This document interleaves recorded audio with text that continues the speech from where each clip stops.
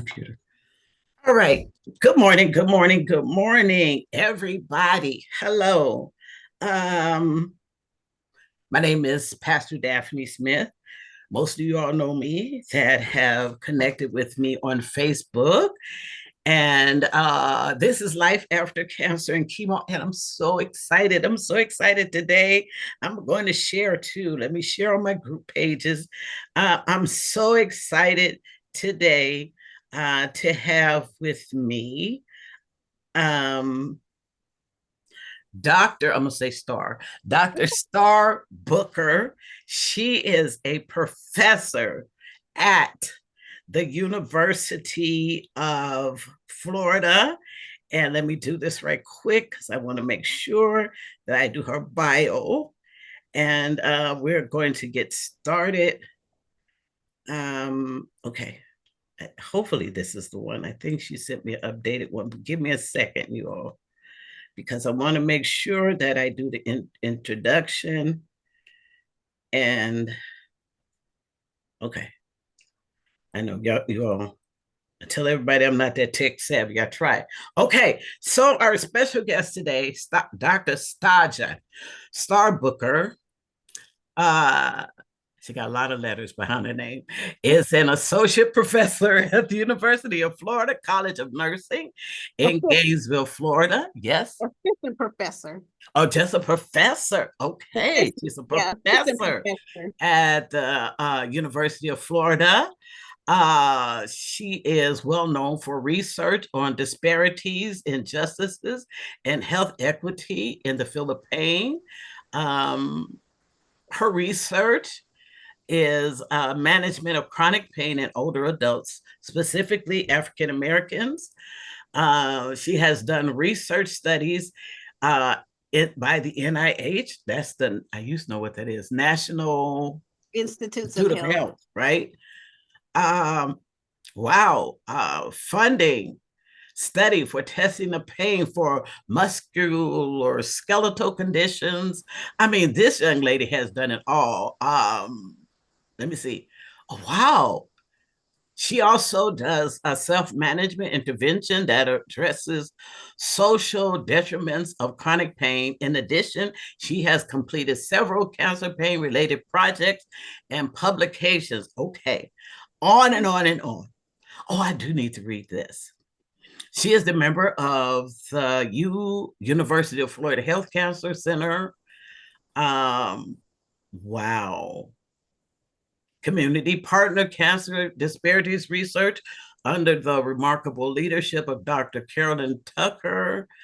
Her personal relationship with cancer comes from the experience of her mother, who is a 12-year breast cancer survivor. So, my goodness, she has an amazing bio. So she loves travel. I love this. A woman of God. She loves travel, praise and worship, and good food. And she is a Louisiana native. And I have my roots in Shreveport, Cotton Valley, Louisiana. Let me just tell you, I have my roots in Shreveport, Cotton Valley, Louisiana, and where the houses are tilted because the swamp was right over. You cross well, they're all going on to be with the Lord, but you cross I forgot what they call it. It's like the bayou. You know it better than I have. But if you cross the yard of my great aunt's house, it was the swamp. And her house was like on stilts because that's how they built them. So I have my roots in Louisiana. I remember from being a child. But anyway, for all of you, thank you so much for joining Dr. Star Booker. I'm going to let her tell a little bit about herself, and then I have some questions, and then we're just going to get started. So, all right, tell us a little bit about yourself. Sure. So thank you for that introduction, and thank you for inviting me to speak with you and your Facebook friends. As Pastor Daffany mentioned, I'm an assistant professor here at the University of Florida in the College of Nursing. So I am a registered nurse, and I have a PhD, which allows me to do research. And my research focuses primarily with older adults. And I want to say this, I'm not trying to call anybody out, but when I say older adults in the African American population, I'm actually talking about people who are 50 and older. So I'm not calling you old if you're 50. I'm just saying you're entering later life. And so that's the population of people that I prefer to work with. Yes. Um, and so most of my work has really been interested in looking at how people manage chronic pain, such as arthritis or other musculoskeletal and joint conditions. And I look to see, where we can help people better manage pain. But also, are there better ways that we can understand the experience of pain in people who are aging, especially in the African American population? Because we know that there are a lot of disparities and inequities that we face. And so I look to see where is it that we can help people? And then what is it that we need to understand in order to help them be able to help themselves better? So in terms of cancer, that's not my primary focus, but I have done some research with cancer and pain, and I'll talk a little bit about that later. And so my main focus though is chronic pain. And a lot of people after they have cancer actually Yes. develop chronic pain issues. And so I'm just here to be a resource today. I To appreciate. talk about things that we could do or things that maybe you might want to take back to your provider Yes. because communication is also very important, but that's a huge gap in our community is how do we communicate with our provider? What do we say? What do we tell them? And then how do we respond perhaps when our concerns are not addressed um, timely or appropriately? So Okay. I'll just stop there and Okay. So, okay, I'm listening because this is kind of how I do my podcast and things while people are talking. I have a question. So, you okay. said communication. I have several questions, but you said communication. So, for me, as a recovering I call it cancer overcomer. I still deal with some pain, and I do know other individuals, even my husband, but I do know other individuals that are dealing with pain. And the conversations we have is we don't know because we don't know the lingo, we don't know the language, Mhm. and so um, if I say, and I'm serious, if I say I'm having problems, and I do with my jaw, and that's what I tell them. I say, it feels like it's spazzing out. Well, that might not be the thing to say. So, how do we, even with neuropathy is a thing that cancer patients deal with. So, how do we express that and have our doctors hear us when Mhm. we ask the questions? Yeah, when you don't feel like you have the language for that. Yes. Yeah, so you use what language you have. Okay. So if the language is, I can only describe it to you as it's spasming, then that's what you use, right? Mhm. But I developed a tool um called Listen Up Doc. Because one of the issues that we see with Black patients, regardless of whether it's cancer or arthritis pain or low back pain, is that one, they don't know how to describe the pain to the provider, but also their complaint or concern of pain isn't believed. And so Yes. I came up with this tool called Listen Up Doc, and Mhm. it's an acronym. And if I could take a few minutes just to kind of like walk you all through what the acronym stands for. And I can also send this out to people who are interested after the Facebook Live. Mhm. Um, these are kind of some of the key areas that you might want to communicate with your provider about your pain. So for the L in listen stands for the location. So where are you having pain? Okay. Okay. Is it your low back? Is it the left side of your jaw? Mhm. Is it your right knee, right? So give some information about where it is you're having pain, and you might have pain in multiple locations. The eye, intensity. You want to kind of describe, how bad is the pain? How intense is it? How severe is it? And you can do that in different ways. You can use a number scale to say, my pain is an 8 out of 10. So it's severe pain. Mhm. Or you can just tell your doc, look, I'm having severe, excruciating, debilitating pain, right? You Mhm. can Mhm. describe how intense it is and whether or not this pain is tolerable or intolerable. So if you have an 8 out of 10, can you tolerate it? Doc, I can't. It's an 8 out of 10. I can't function. I can't think. I can't cook. I can't do anything, Mhm. right? Yes. So the S, sensation. So you want to describe what that sensation of pain feels like. Mm. Is it sharp? Is it stabbing? Is it throbbing? Is it like a burning sensation? Is it tight? Right? Does it Yes. feel like pressure? So that's the sensation. Okay. The T is time. So Okay. when do you have pain? How often do you have pain? It could be that you have more pain when you wake up first thing in the morning. Or it could be maybe that you have more severe pain later in the evening after you've been active all day, up on your feet, moving around, right? And Yes. even when you think about frequency, how many days out of the week do you have pain? Mm. You might tell your provider, I have pain, 5 times out of the week, right? Almost every day. So you want to give um some example of, how often you're having this pain, because that helps to give us clues about, whether this is a chronic pain or if this is an acute issue. Because then we can start to tailor our treatment based on that. Okay. So the E, effect.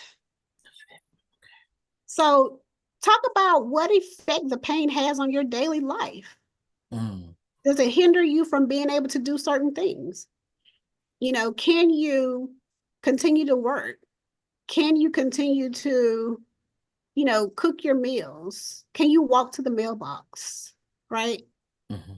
So how does it impact your daily life and your social ability as well? So the N is need.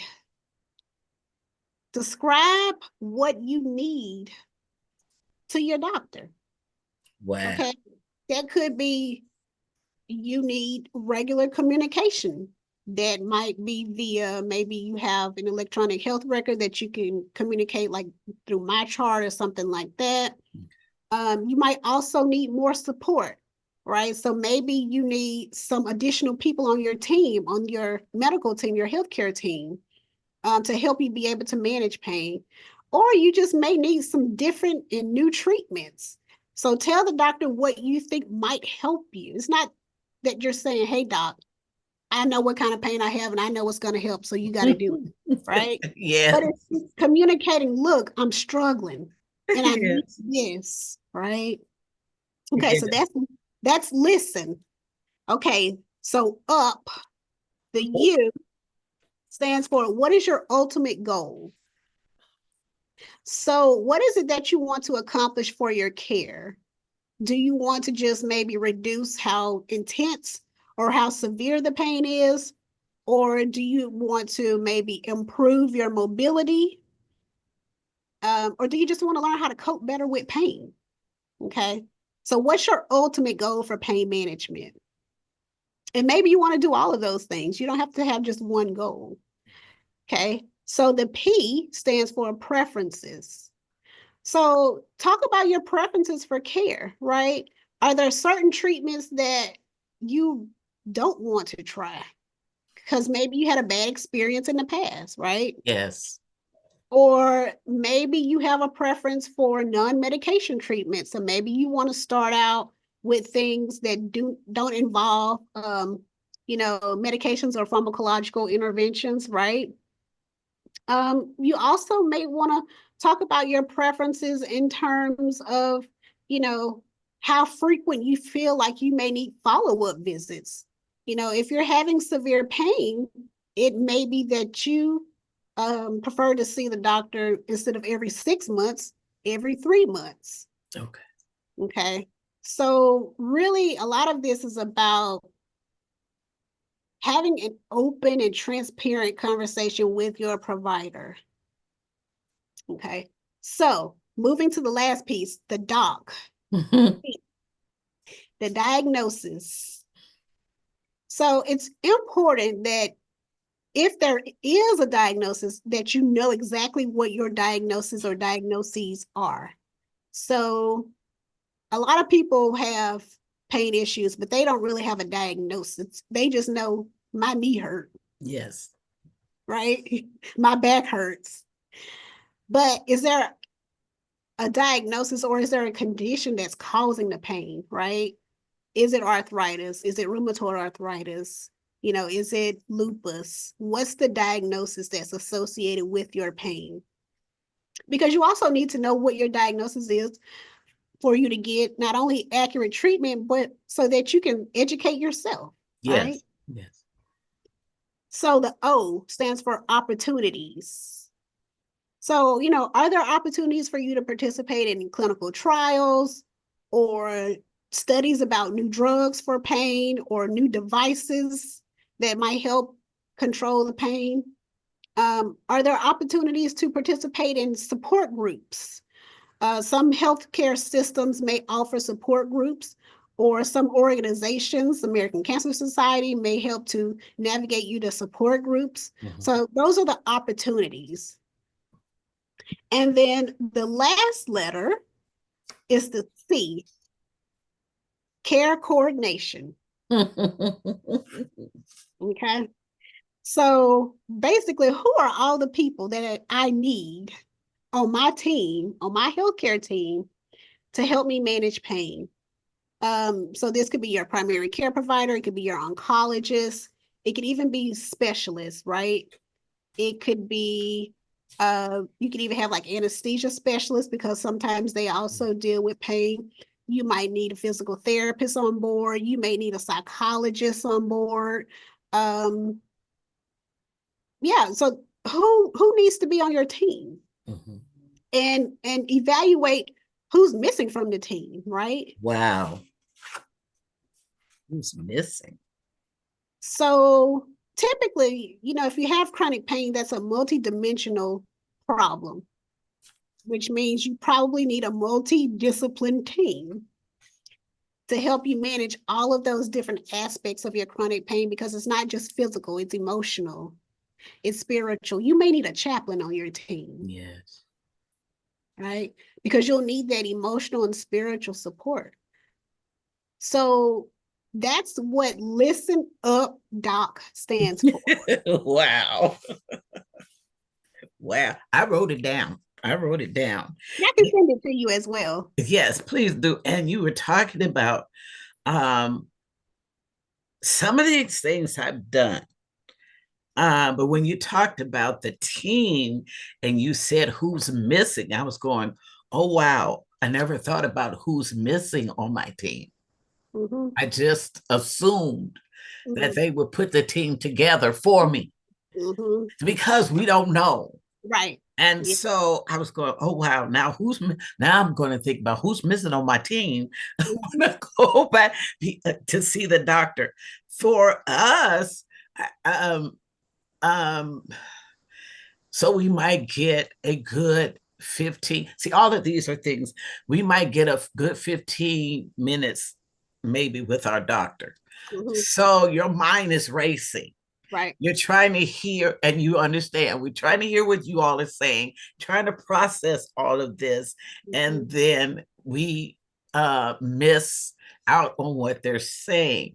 Mhm. So for me and my husband, what we tried to do was we tried to be there for each other because it Mhm. was hard to process. So if he Mhm. missed something at his appointment, I would write it down. If I missed something, he didn't write, but he could remember what the doctor said. So I've been sharing how important it is to have somebody with you when you go, especially if it's a major thing that's going on in your life, how important it is to have someone with you Mhm. so they can hear what you don't hear. Is Right. is is that a good thing? Oh, absolutely, especially for us. Um, so I always encourage people to take someone with you, someone that you trust, um, and someone that you can trust with your health information, right? But someone who can maybe, like you said, understand what you don't understand. Um, and whoever that advocate is, it could be your husband or it could be a really close friend. Or, if let's say at your church, a nurse, you can even have them come. Thank you. Yes. Yes. So I think it's really important that you have someone with you, because that's also an opportunity for them to ask questions that you might forget because you're still trying to process, whether it's a new diagnosis of cancer or, maybe you're finishing treatment and they're telling you all these things that you have to do after treatment, Yes. right? And so, I encourage people to have someone with them, to have some notes written down, but sometimes you may forget to write your notes. So, think about recording your notes in your phone. So, just pick up your phone and just talk through what you want to, talk to your provider about. And then if the provider and the healthcare system, whatever system that you deal with is okay with you recording those visits, you can audio record those visits and go back and listen Listen. so that, if there's something that you missed, you can, hear it and follow up on. Um, and, I would encourage too, if you can find or take the same person with you to every visit, Yes. Yes. that will help with not only just like continuity, but it will also help with building a rapport with the provider because now the provider knows Pastor Daphne and her husband are coming today, right? Okay. So again, just think about um who you could bring with you as not only an advocate but also a support system, um and someone who isn't afraid to ask questions, um and to be a little assertive because in that moment you may not have the energy Mhm. um to really assert a particular point or something like that, right? Yeah, yeah. I have a comment that said that they have recorded some of their visits with the doctor, and the doctor said it was okay. So Mm-hmm. they okay. So I just want to make sure, as I share, that I'm giving out the right information. All Right. right. You can, So and you uh, can ask the provider, is it okay if I record today's, visit or conversation so that I can go back and listen to make sure I haven't missed anything. yeah. Um, and then, they have the option of course, saying no. But then if they say no, you just need to make sure that they talk clear and slow enough Okay. so that you can take adequate notes. And I also have a list of questions that you can ask your provider. For example, if you don't understand something and you're a little afraid to speak up and say, I don't understand what you mean, I have a list of statements and questions Wow. that you can use so it's easier for you to advocate for yourself and to be assertive, right? Because sometimes it's even hard for us to say, I'm sorry, I don't understand what you mean by that, right? Mhm. So I give you some examples of ways that you can say those types of things like, I heard you say chronic pain. Can you explain to me what chronic pain is? Or I heard you say this particular medication. Can you explain to me what those side effects are? Or can you clarify what you mean by X, Y, and Z? Yeah. Or can you draw this out? You know, Wow. so that I can understand what you mean, right? So even getting that clear, is really important. I don't have the questions or my statements pulled up where I could give you some more examples, but I can send that to you as well. Okay, that would be great. You have my email, so send it to me. Okay, so another question that I have was I think I asked about neuropathy. So for pain management after or even during or after cancer, I mean, uh, okay, I'm trying to be kind here. We get a lot of, and you understand, we get a lot of home remedies. Mama said, and we get especially when you're from the South and stuff like that, you get a lot of these home remedies. So what can we do? Let's take neuropathy. So what can we do for, because that's kind of like a chronic pain, I guess, something that's ongoing. So what can we do for things like that? Yeah, so neuropathy is not my area of expertise, Uh-huh. but neuropathy or neuropathic pain is damaged to the nerves, right? Okay. Okay.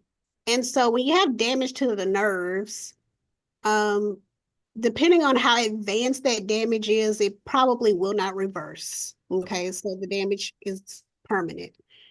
And so what we try to focus on is those signals that are sent to the brain when you have that damage to the nerve. How can we kind of dampen those signals? Mhm. How can we um, essentially the nervous system is not working as it should. So what interventions or treatments are going to work directly on the nervous system?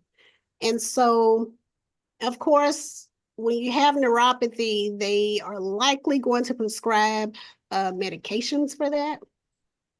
Um, Sometimes it's medications that are used for people who have depression, um, or it could be medications that people use who have seizure disorders or epilepsy, Mhm. anticonvulsants. Um, but there are also some other um, interventions, such as like transcutaneous electrical nerve stimulation or TENS, Okay. that might help. Okay. Um, Maybe even nerve blocks, but don't quote me on that one. But that could also potentially be an option for like neuropathic type pain.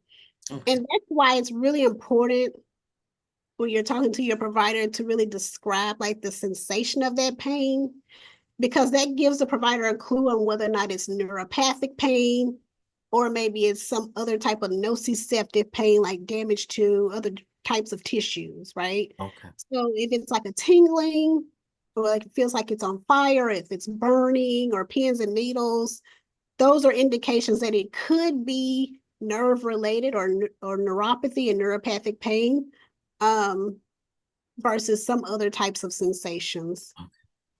Okay. So, okay. Now, see, I got all these questions now. So, I tend to look up, especially since I've been going through and been talking to people, administering to people. I look up things. So when you get older, it's hard to describe if it's okay, that's cancer patients too. So it's hard to describe if this pain is from the chemo or if this pain is because I'm getting older. You understand what I'm saying? Is this arthritis or is this from the fact that I'm getting older? It may be arthritis, it may be something else. I remember going through treatment and it was during COVID. So they would ask me questions. And I said, well, that sounds like COVID. That's what it sounded like. So they told me certain things that I needed to do in order to distinguish between what and what. So how do we, I guess the doctors would distinguish if it's because of a treatment or because we're getting older, right? Am I making sense? Yes. Yeah. So let me just say this up front. no matter what the cause is, whether it's with aging and getting older or cancer or COVID, it all needs to be addressed and managed. Okay. Okay. So any kind of pain that you're having, you should talk to your provider about that. And what they'll look at is kind of the timing of when you develop the pain, Mhm. and then the type of sensation or the type of pain and where it's located as to whether it's related to your cancer treatments or whether it's maybe now, arthritis is um, maybe advancing or something like that. Um, and so sometimes it can be difficult to distinguish, what kind of pain is this and why am I having it? Where is it coming from? Yeah. But pain is pain. Okay. Whether it's from your chemo or your radiation or from surgery or from fibromyalgia or wherever it's from, right? Mhm. Um, it's important to address. Okay. So again, if you use kind of like that listen up doc tool to help really describe the location and the sensation, and all of those things, that can help determine whether it's related to your cancer treatments or not. And with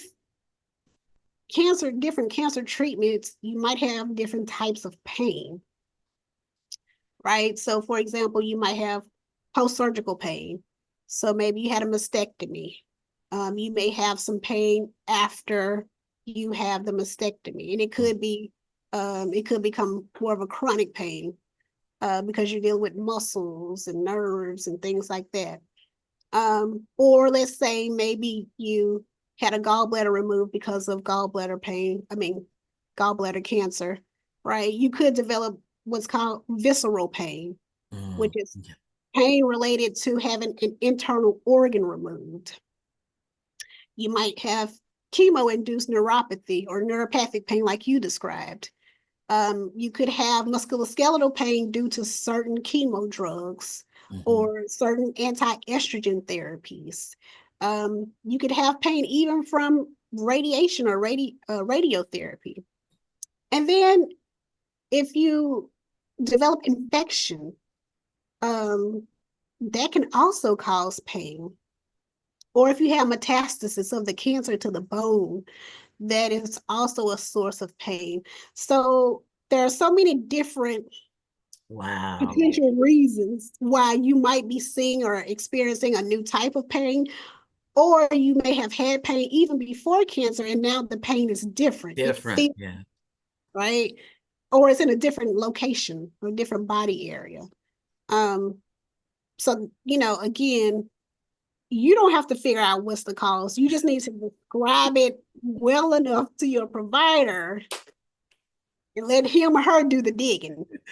I love it. I feel so much better now, Dr. Booker. I do. Okay. I think I might be repeating myself. So as we get older, seniors, um, uh, how do we manage?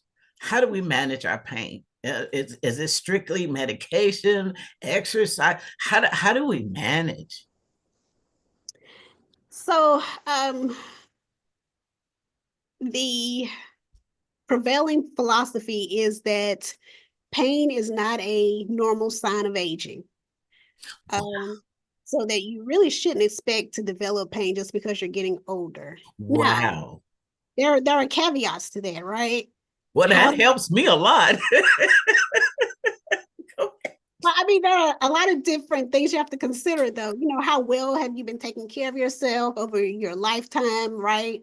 Um, but pain, while it increases, the risk of pain increases as you age. We shouldn't expect it just because we are 65 or 70 or 80, Yeah. right? A lot of it's due to our lifestyle factors, what we eat.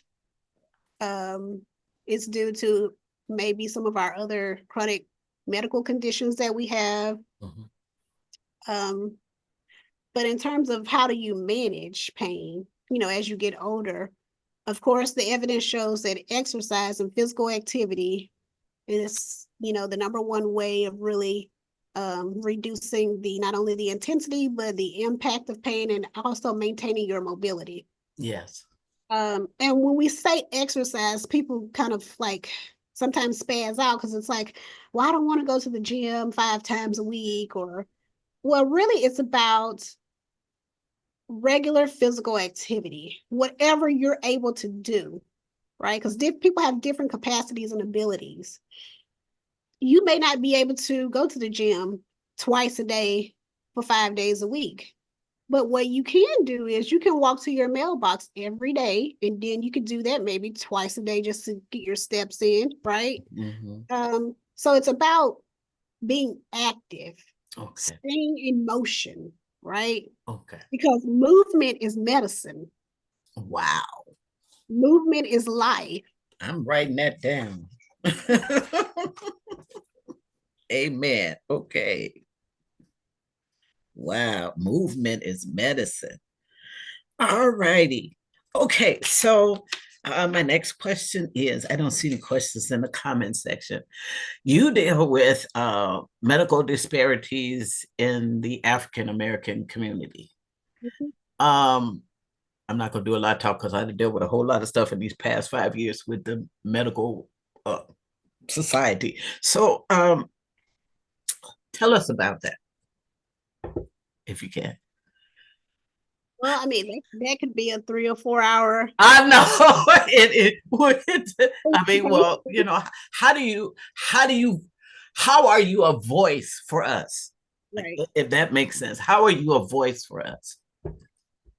Yeah, well, my whole focus for my program of research has really been to, one, illuminate the disparities that we do face, and then to give voice to those disparities. So to really put faces and names to those disparities, because we can talk about, in general, Black people have more pain, but when we can hear people's stories, Mhm. when we can share those real life experiences with people, it helps to humanize the experience, especially for us who sometimes, as Black people, we're not giving that same level of humanization. We're not seen as fully human, right? Um, so really illuminating the disparities that we face, elevating our voice, and then also providing people with the tools to advocate for themselves. So that's why I do intervention work as well, because I want to give people the tools, the knowledge, the skills, the confidence, the motivation, to be able to manage pain, especially when they face inequities or disparities. Mhm. So, you know, if you encounter an issue, for example, maybe um, having a prescription filled for a pain medication, what are those things that you can do um, to kind of counteract that? And so my whole research career has really been focused on really just shedding a light on our experience Mm. from not only an individual perspective, but a historical perspective, right? So, how has history and how have policies impacted not only our experience of pain, but our ability to get care for pain? Um, and the other way to, I think you might understand this, you being a pastor. Um, I also really wanted to shine a light on the importance of faith in our Mhm. community. And people can conceptualize faith in different ways, and how they operationalize it may be different as well. But the point is, Black people are very spiritual, period. Yes. Um, and so I also wanted to, you know, help others outside of our community understand how we use faith, how important it is, and then how they, as researchers or clinicians, nurses, providers, can incorporate that perspective into how they care for Black people with pain. Um, and so I do a lot with, really trying to understand kind of the spiritual aspect of pain in African Americans, and Mhm. how people use prayer. I'm really Mm. interested in that aspect. It's really quite uh it it's a little like startling to me how people don't use prayer for pain. Yes. Um, and so I wanted to know more about why is that, right? We'll pray for everything. We'll pray for our families. We'll pray for other parts of our health, cancer, hypertension, diabetes. Mhm. We'll pray for life issues, financial things. But for some reason, when it's pain, it's like I just have to deal with it, right? Yes. Yeah. Yeah. But if if the Lord can heal us of cancer, then why can't he do the same for pain? Or why is it we feel like we have to deal with I kind of well, I kind of understand, and you probably do, why we don't say a lot, because we were used. History states how we were used, medical history. And so when we have been a part of that, because I told you I've been studying, when you've been a part of that, and I've been and we've been hearing all our life, child, don't go to the doctor, so and so and so and so. Don't take these x-rays. Back in the day, it was x-rays for us because it might kill us because of the radiation. It was just a lot of things that we heard. And so it has made us leery of going to the doctor and even asking for help, even when it comes to therapy, just therapy for mental issues. It's difficult because we've heard and have experienced such negative things. So how do we push past that? That's a great point. And that's why, I mentioned history, the impact of history on our pain experience, because we've been conditioned. Yes. We've been programmed to not only hide emotional and physical pain, but to dismiss it as it's something that I have to deal with. I have to suffer through this. I got to struggle through this. I got to figure this out. Or I just have to go and do what I need to do, regardless of whether I have pain or not. Um, and that has really impacted our ability to speak up about our pain. Um, because, we were taught that it's something that we have to tolerate, right? Yes. Or we were also taught that our pain is not as important as other people's pain. Um, and so therefore I shouldn't say anything. Right. But we have to really kind of start to retrain our our brain and our systems, to really understand why pain is important, right? And to kind of put this in context, chronic pain is a chronic disease, Mm. just like diabetes, Okay. or just like chronic kidney disease or hypertension. It is considered a chronic disease. So when you think about it in that way, that tells us that it also needs to be managed and managed well, because pain will actually impact our glucose rates if you're diabetic, right? It'll increase our blood pressure if we have hypertension. So if we can get our pain under control, some of our other chronic conditions might also improve. Yes. And so it's really a matter of us identifying and learning the tools to advocate for ourselves. And that's really what I try to do, Mm-hmm. for our local community, and educating ourselves as much as possible on whatever condition it is that we have. Um, and, to a certain degree, we just have to learn to be more assertive and to be more direct with our providers. I know it's hard. because we don't want to be seen as difficult. Yes. Yes. Yes. We don't want to be seen as um, any of the stereotypes that are out there. Yes. And so excuse me, we monitor ourselves, Yes. what we say and how we say it, when we say it. Yes. But we have to get comfortable with being able to say what we need to say and not feel guilty about it, not feel like we're bothering the provider.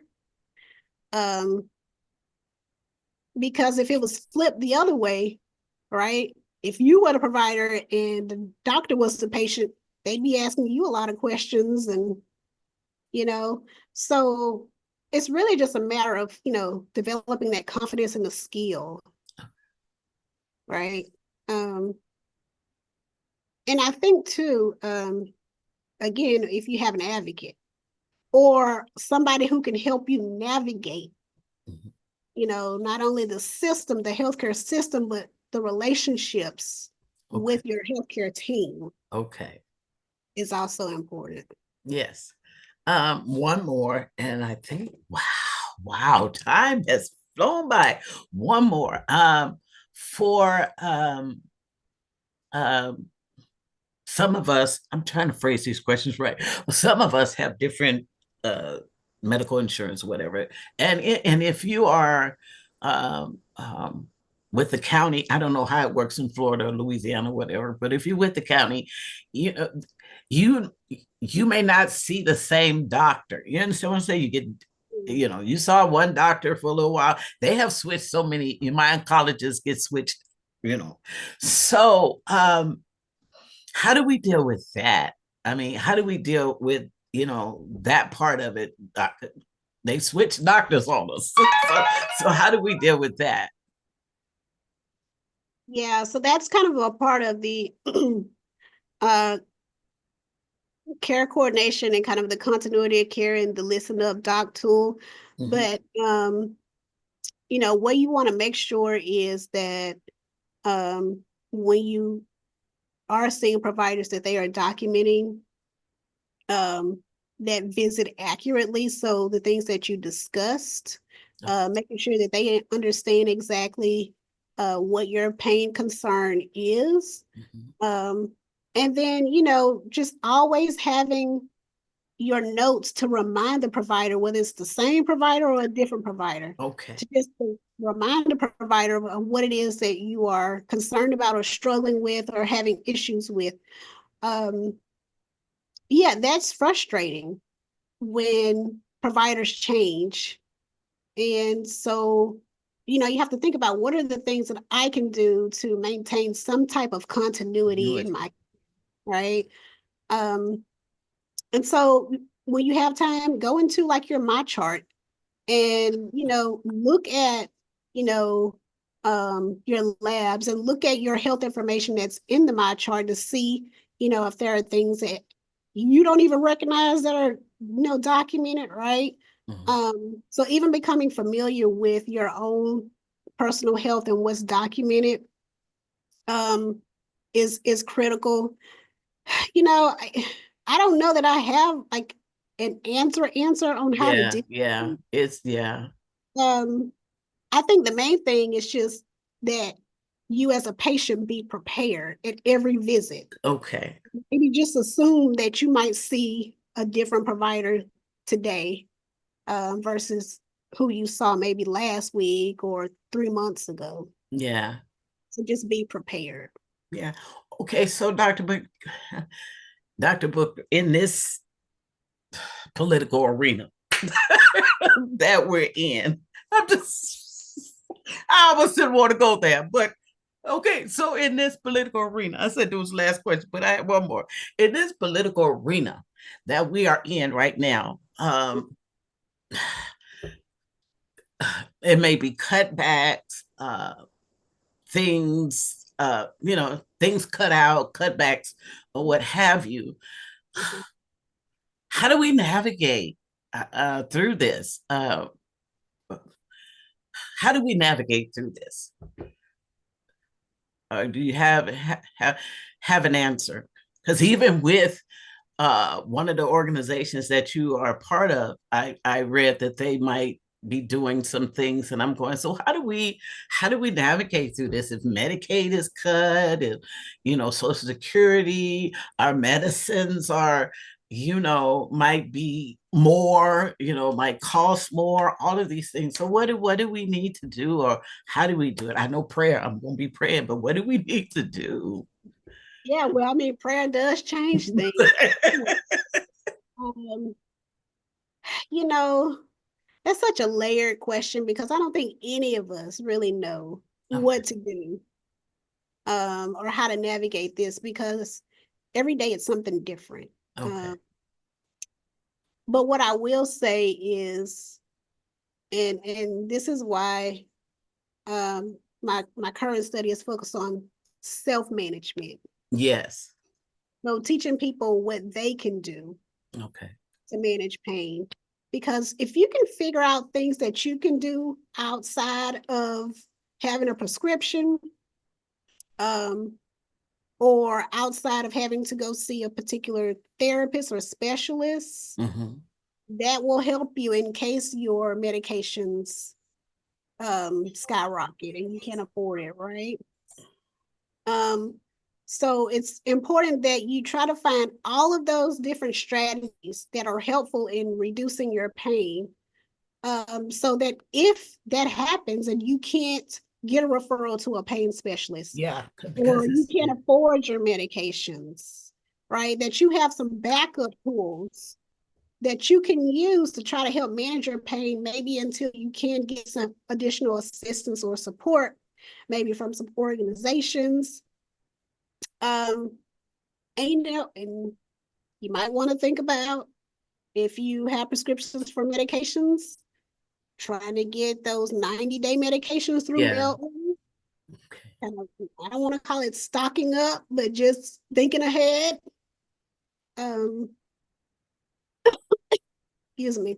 Mhm. So, it's really difficult to say not only what's going to happen and how it's going to impact people, but there will be some impacts. Um, and when that happens, what people will do is actually start to put pain back on the back burner. Again, yeah. Right. So that won't be a Yeah. priority for them anymore because they're now focused on maybe getting their insulin, or they're focused on maybe getting their blood pressure medications. Mhm. Um, and so again, thinking about what are the things that you can be doing now to help prepare you for when those potential cuts or increases um, come down the pipeline. I hope it doesn't happen, but But it's best for us to be prepared. Um, yeah, the reason I asked because I just wanted to make sure I was in the right vein. you know, um, and as I counsel people, I want to make sure that I'm not a doctor, so but I want to make sure that I'm saying the right thing. I just feel like we need to be more prepared yeah, as we see changes right. happening. We need to be more prepared. And I think we also need to help people be more prepared emotionally Yes. for these changes. And also giving people the skills, to deal with things from an emotional, spiritual, and a cognitive standpoint. Because the mind is a powerful thing. So if you can develop skills to help retrain and reframe the brain and how it thinks about pain, that's a strategy in and of itself. Wow. Um, so yeah, so just preparing as much as possible. And that preparation will look different for everybody, Everybody. Yeah. right? But be proactive. Start even talking to your provider about, hey, I've heard that there could be cuts to Medicaid and Medicare. What are some things that I can be doing now, Mhm. in anticipation, right? So everything kind of goes back to having these open, clear, transparent, direct, genuine conversations with your provider. And Wow. I know we're getting close to our our time, but I wanted to just Yes, uh, please do. encourage a few people, if you don't mind. Go ahead. Go ahead. I want people to understand that managing and controlling your pain is a part of your health, right? It's not something that's ancillary or parallel to, it is part of your health and part of your health care. And with it being a part of your health, the base word of health is heal. Mm. Heal. Mm. Heal. God wants your body to be healed in whatever way that looks for you. It may be a mental healing in terms of how you think about and deal with your pain. It could be a physical healing where you don't have pain anymore. Or it could be a spiritual healing where he gives you purpose and what to do with that pain. 3 John chapter 1, verse 2 says, Beloved, I pray you to prosper concerning all things and to be in good health, just as your soul prospers. Okay, that's from the Berean Literal Bible. And so, again, just remember heal is a part of health. And with his stripes, we are healed. Looking ahead to the cross, by, by his stripes, we were healed. Looking back to the cross, right? So be encouraged that you're not the only one living with pain. You don't have to suffer through it. There are people that can help you. There are strategies that can help you. I'm here as a support. I'm not a medical physician, so I can't prescribe you anything. But I can perhaps give you some additional knowledge, help you navigate some things, um, and help you even see how you can use faith and prayer and other spiritual strategies as part of your pain management plan, because that should be part of your plan. Mm. Wow. Wow. All right. I was just listening. Dr. Booker. I am so grateful for you. And I really do believe this was of God. That word of encouragement at the end was just what we needed. Thank you so much for taking time out of your busy schedule. I have a couple of compliments. One of my friends said, "Yes, I always check with my chart, which is very important." And that was the one that said they look at they record their visits, and it's important also to have someone with you at your appointment. So I want to thank everyone that came on today to share with us. When Dr. Booker sends me the information for Listen Up Doc and all of the other information, I like that Listen Up Doc. I was writing. Send us all of that other information. I'm going to share it with you all. Those of you all know me. If you have my phone number, text me. I'll send you the information. Inbox me on Facebook. Leave me your email address. I'll send you the information. Oh, before we go, Dr. Booker, how can they contact you if they want the information? Yeah, so they can email me um, at Booker, BOOKER, at UFL.edu. So it's my last name and first initial, Booker Mm-hmm. S at UFL.edu. Okay, so I will leave that also in the comment section, and we will do our best to get that information out for you. All right, so thank you all. This has been Life After Cancer and Chemo. I am Pastor Daffany Smith, and thank you, Dr. Booker. This has been so enlightening. You have helped me. I'm going back to the doctor with a new mind. So thank you so much for taking time to share with us. And I believe this is a connection from God, and we will connect again. Thank you so much. All right, everybody, goodbye, and talk to you all later tomorrow. We'll connect tomorrow. God bless. God bless you.